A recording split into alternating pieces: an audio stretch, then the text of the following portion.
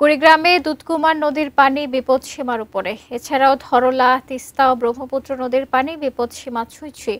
বড় ধরনের বন্যার শঙ্কা দেখা দিয়েছে। এ বিষয়ে বিস্তারিত জানাতে কুড়িগ্রাম থেকে যুক্ত হচ্ছেন আমাদের প্রতিনিধি মনোয়ার হোসেন লিটন।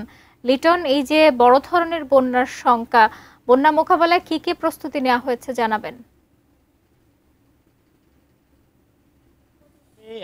যে নদ নদীগুলি আছে, বিশেষ করে ধরলা, তিস্তা, দুধকুমর, এসব নদীর পানি কিন্তু গতকাল থেকে বাড়তে শুরু করেছে।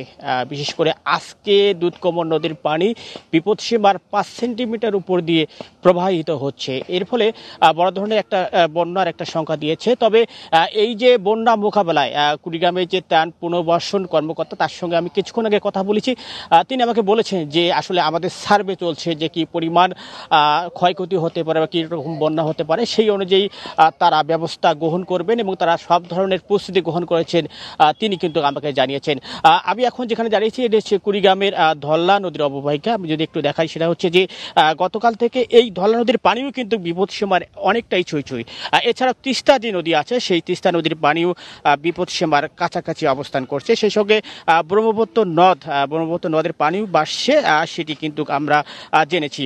এই যে কুড়িগ্রামের বিভিন্ন নদ নদী আছে, এসব নদ নদীর অববাহিকায় যেসব মানুষ আছে, তারা কিন্তু অনেকটাই বন্যার যে আশঙ্কায় দিন অতিবাদ করছে।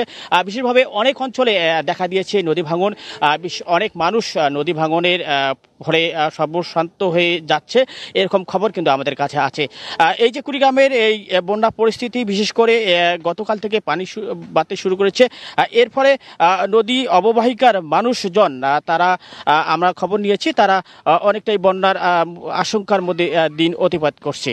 সব মিলিয়ে বলা চলে, কুড়িগ্রামে যে এই সব নদ নদীর পানি বাড়তে শুরু করেছে, এইভাবে বাড়তে শুরু করলে আগামী হয়তো কালের মধ্যে এই পানিগুলো আরও বাড়বে এবং সেই সঙ্গে বন্যার পরিস্থিতি আরও হয়তো বাড়তে পারে। শাকিলা, এই ছিল কুড়িগ্রামে আমার নদ নদীর পানি বৃদ্ধির সর্বশেষ খবর। শাকিলা।